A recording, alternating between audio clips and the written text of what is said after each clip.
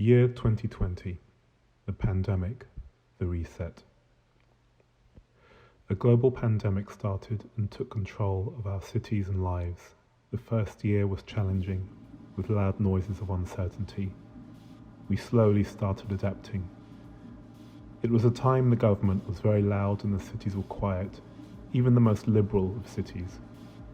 We did not have control of our lives anymore, we just had to stay still for the safety of ourselves and others. Suddenly, the city wasn't the city we knew. Our everyday was new, we were getting confused, frustrated, restless. Then we felt something was changing inside us. We were learning to take a step back. We were seeing and being offered all these alternatives that were never an option before. Something unexpected started to happen. It was something positive. Suddenly the skies appeared more intense, shade of blue, the air we were breathing much fresher. We were witnessing how slowing down was bringing back nature's soul. Climate change was now visible. Suddenly more of us were aware of the damages we were causing to our own environments. We had never spent this much time with our families before. We didn't have to travel unnecessarily. Digitization was happening so fast that suddenly we had all the tools to live our life from home. We hated this at first. Then something even more unexpected was happening. We were reassessing our priorities. Year 2030, we create our city. We have recovered from the pandemic, so have our cities. It has not been straightforward. We now have other issues to deal with. The noise is deafening and we were able to get out of our inner city exile. We are facing the fact that our energy reserves are suffering. The end of the pandemic is as traumatic as its beginning. This time though, we were smarter and in control. We cannot leave the decisions and the action to governments with different agendas. We had experienced closely how suddenly one wrong action would bring the world onto its knees. We knew what we did not when we were living our lives on automation pre-pandemic. We've changed, so have our cities.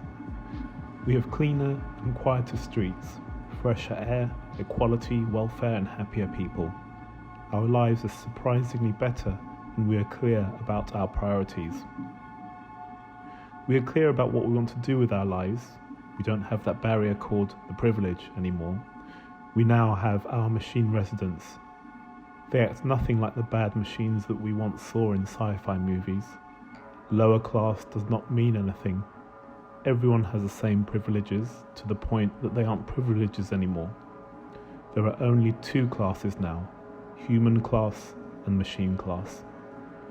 We don't have to manually clean the streets, operate explosives or crawl underground to extract coal, work in dangerous building sites or expose ourselves to radiation.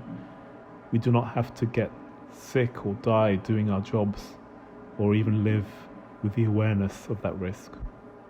We now have our machine collaborators doing that.